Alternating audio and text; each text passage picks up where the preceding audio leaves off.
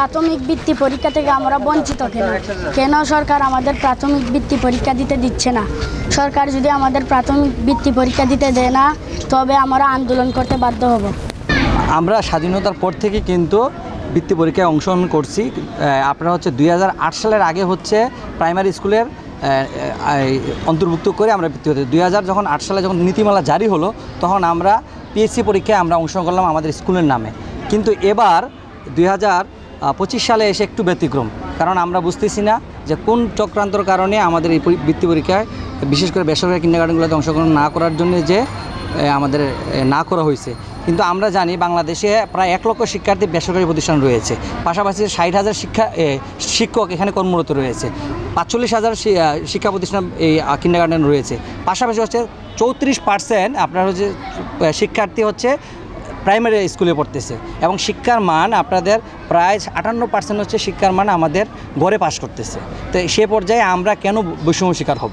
আমাদের দাবি হচ্ছে একটাই, আমরা এই জুলাই বিপ্লবের বাংলায় আমরা আমাদের এই কোমলমতি শিক্ষার্থীরা যেন এই কোনো বৈষম্যের শিকার না হয়, এবং আমরা চাই 2025 সনের এই শিক্ষাবর্ষের প্রাথমিক বৃত্তি পরীক্ষায় আমাদের শিক্ষার্থীদের যেন অংশগ্রহণ করতে দেওয়া হয়। অন্যথায় আমরা কঠোর আন্দোলন থেকে আন্দোলন আমরা করব। 52 আমরা আন্দোলন করেছি, 71 করেছি, 2024-এর জুলাই বিপ্লব আমরা করেছি। আমরা চাই আমাদের অধিকার, আমাদের ছেলে মেয়েদের অধিকার, ছাত্রদের অধিকার, সেই অধিকার নিয়ে আমরা বাঁচতে চাই।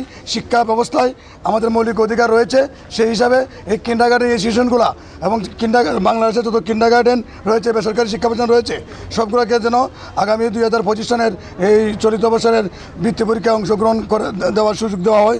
যে বৈষম্যের বিরুদ্ধে আন্দোলন করে আজকে এই প্রধান উপদেষ্টা সহ শিক্ষা উপদেষ্টা এবং সচিব মহোদয় যে ঘোষণা দিয়েছেন যে কিন্ডারগার্টেন অ্যাসোসিয়েশন সহ বেসরকারি প্রতিষ্ঠানগুলো বৃত্তি পরীক্ষায় অংশগ্রহণ করতে পারবে না, আমরা আমাদের এই বৈষম্যের শিকারের জন্য আমরা সরকারের কাছে আমরা দাবি জানাই, আমাদের শিক্ষার্থীরা যেন কোনোভাবে বৈষম্যের শিকার না হয়ে এই 2025 সালের প্রাথমিক বৃত্তি পরীক্ষায় অংশগ্রহণ করতে পারে, এবং পরবর্তীতেও যাতে বৃত্তি পরীক্ষা আমরা কন্টিনিউ আমরা করতে পারি, সেই জন্য সরকারের কাছে আমরা তীব্র দাবি জানাই।